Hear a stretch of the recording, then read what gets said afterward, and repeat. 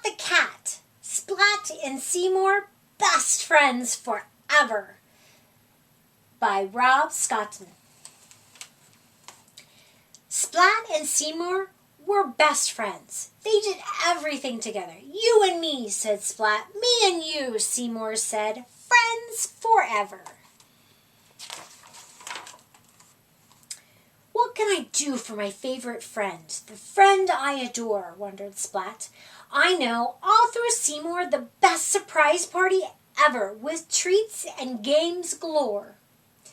Let's see, there has to be cake and ice cream and candy, horns and streamers and balloons, fancy hats, and much, much more. The next morning, when Splat ran to call his friends, Seymour ran too. Splat thought. How can I plan or go to the store when I'm always with my best friend Seymour? Splat tiptoed into the kitchen to whisper his plans to his mom. That's great, she said. But how can you get out the door without Seymour? I have an idea, said Splat. Seymour, why don't you play with little sis, said Splat. Mom and I have to go to the store, and it's going to be such a bore. Seymour nodded, but he was surprised. He'd never been left at home before. At the store, Splat piled the cart with more and more. There were too many yummy ice cream flavors for him to ignore. At home, Splat told Seymour, I have to do some chores. Plank said you can visit him, and you two can play outdoors. Won't that be fun? Seymour nodded, but he was puzzled. Why would Splat want him to play with Plank?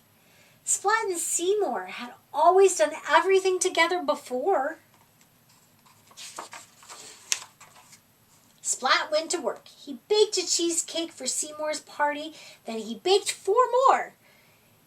He cooked cheese-swirled cookies, but Splat still wanted more. He made a huge bowl of chocolate cheese pudding. Spike is playing a soccer game, and he asked me to keep score. I'll be back before you can shout. Seymour's whiskers drooped. Why was Splat leaving him out? Splat pedaled fast. He invited all his classmates. Then he invited more. Even Mrs. Wimpledimple. And the cat twins next door. Finally, it was party day. Splat had to get Seymour away. Seymour, I promised Kitten I would play with her, but I have to do some more chores. Could you go over without me? Seymour liked Kitten, so he agreed, but he felt sad. Didn't Splat want him around anymore? Splat had to decorate fast. He hung bright streamers. He blew up colorful balloons and then blew up more and more. If only Seymour knew what was in store. Splat had even made a banner that read, It's Seymour's party today.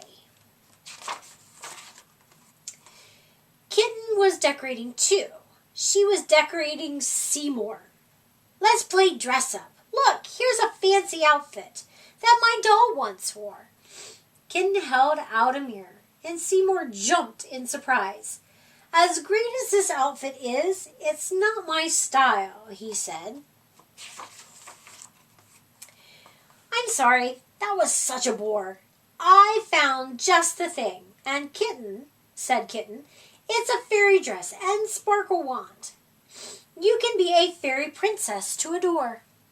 No more, no more, yelled Seymour. Splat, I'm coming home, even if you don't love me anymore. Seymour came in the door, his tail and whiskers sagged. He had never felt so alone before. Surprise! Everyone yelled. Splat yelled the loudest. Seymour's eyes opened wide at the uproar. A party? A party just for me? That's why you kept me away? Hooray!